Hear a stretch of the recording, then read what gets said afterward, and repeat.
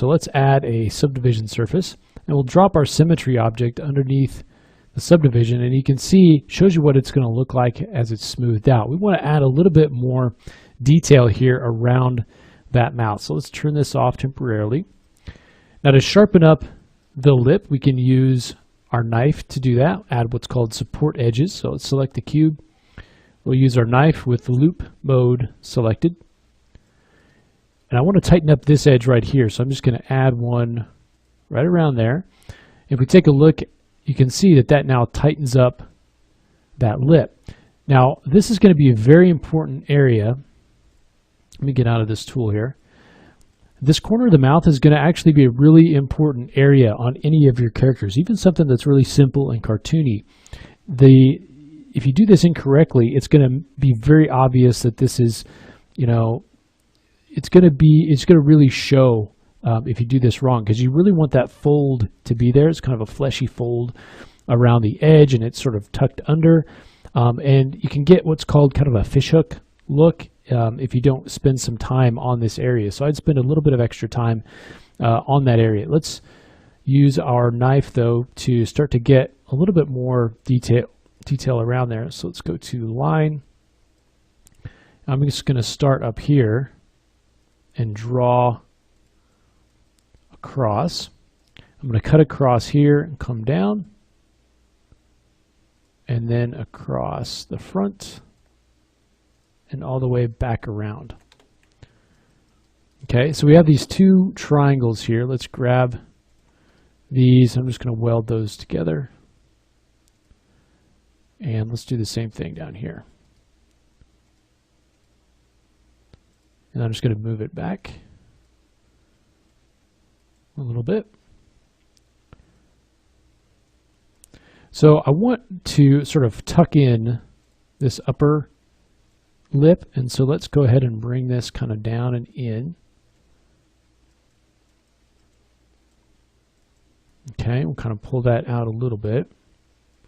Let's pull this over a bit.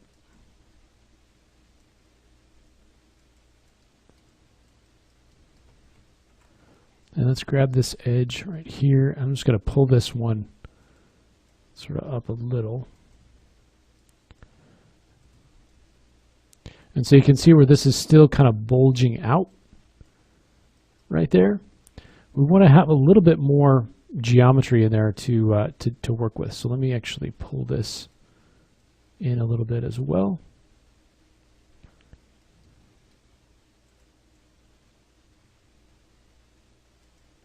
And let's take this, and we'll take all these points and just kind of pull them down a little.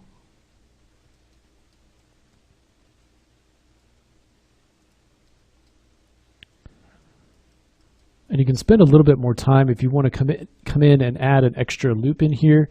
Then I would first probably say that you'd want to take these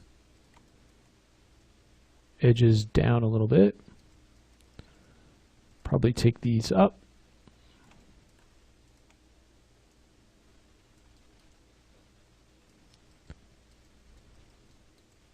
Okay, and then you could use your loop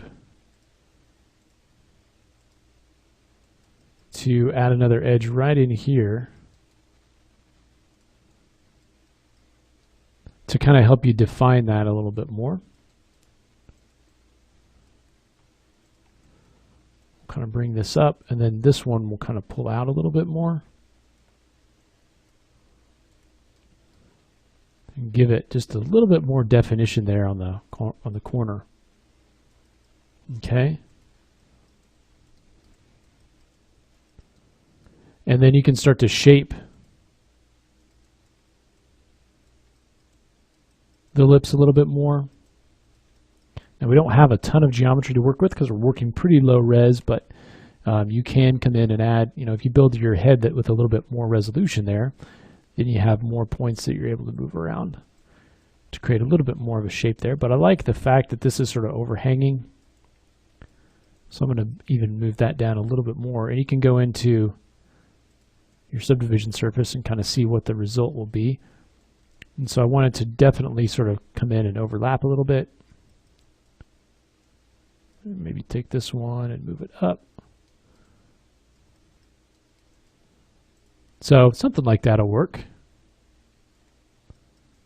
And you can turn off your lines display if you want to take a look at it. So once you've got a little bit more detail on the lips, and you can even go in, and if you want to add some sort of wrinkling around there, you can do that. Just be aware of where those lines are going when you add those, because they're going to be affecting different parts of the model as well. So the next thing we'll do is let's actually build some eyes for this guy before we start to form the eyelids around the eyes, because that'll make it a lot